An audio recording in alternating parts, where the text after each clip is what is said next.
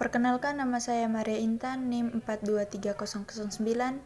Di sini saya akan menjelaskan tentang perakitan PC dan BIOS. Yang pertama, perakitan PC. Di perakitan PC ini, kita dapat pemilihan komponen. Yang pertama ada prosesor atau CPU. Pilih CPU dengan performa yang sesuai dengan kebutuhan dan pastikan cocok dengan soket motherboard yang dipilih. Yang kedua, ada motherboard. Pilih motherboard yang mendukung soket CPU, RAM yang sesuai dan memiliki fitur yang diinginkan. Misalnya, jumlah slot PCIe, koneksi USB, dan portal eksternal lainnya. Yang ketiga ada RAM. Pastikan RAM cocok dengan motherboard, jenis, kecepatan, dan kapasitas. Yang keempat ada kartu grafis atau GPU. Untuk penggunaan standar, motherboard modern memiliki grafis terintegrasi. Namun, untuk gaming atau tugas berat lainnya, tambahkan kartu grafis terpisah. Yang kelima ada penyimpanan. Pilih SSD untuk kecepatan atau HDD untuk kapasitas besar, atau kombinasikan keduanya. Yang berikutnya PSU, Power Supply Unit. Pilih PSU yang memiliki daya cukup untuk semua komponen dan memiliki sertifikasi keamanan yang memadai. Yang berikutnya cases atau casing. Pilih casing yang cukup besar untuk menampung semua komponen dan memberikan sirkulasi udara yang baik. Yang kedua, perakitan fisik. Siapkan area kerja yang bersih dan statis. Gunakan alat yang tepat seperti obeng, kawat, pengikat, dan antistatis. Instalasi CPU, RAM, GPU, dan penyimpanan ke motherboard sesuai petunjuk manual.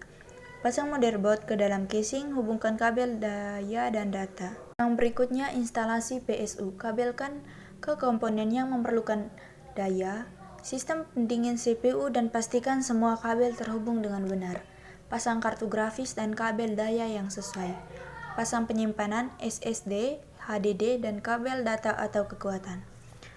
Yang ketiga, ada uji coba. Hubungkan monitor, keyboard, dan mouse. Yang kedua, nyalakan PC dan masuk ke BIOS, biasanya dengan menekan tombol Delete, F2, dan F12 saat booting. Yang berikutnya, verifikasi semua komponen terdeteksi dengan benar oleh BIOS. Yang berikutnya, uji booting ke sistem operasi melalui USB atau DVD jika instalasi baru. Yang berikutnya, periksa suhu dan stabilitas sistem dengan software, monitor suhu, dan benchmark. Yang kedua ada BIOS, Basic Input atau Output System. Apa itu BIOS? BIOS adalah program firmware yang terletak di motherboard. Ini mengontrol fungsi dari seperti booting system, mengatur konfigurasi hardware, dan memberikan antarmuka untuk memodifikasi pengaturan sistem. Yang kedua, menu utama BIOS.